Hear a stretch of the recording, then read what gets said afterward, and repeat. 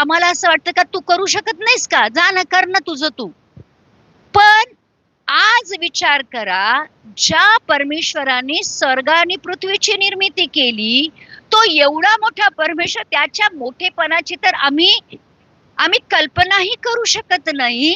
तो परमेश्वर आपल्या शिष्यांचे पाय धुतो, ही नम्रता आम्ही आम्ही कुठेच बघू शकत नाही, कुठेच नाही.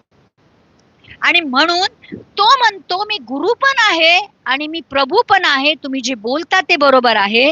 आणि मग लिहिलंय, कारण जसे मी तुम्हास केले तसे तुम्हीही करावे, म्हणून तुम्हास कित्ता घालून दिला आहे. म्हणून प्रियांनो, एक लक्षात घ्या, पुन्हा एकदा एक खूप महत्वाची आणि सगळ्यात गुप्त गोष्ट मी तुम्हाला सांगेल. लोक बोलतात एक आणि करतात एक, म्हणून लोकांच्या मागे जाऊ नका. लक्षात घ्या, कारण लोक पडले की तुम्ही पडणार. ज्यांच्या मागे तुम्ही चालता ते लोक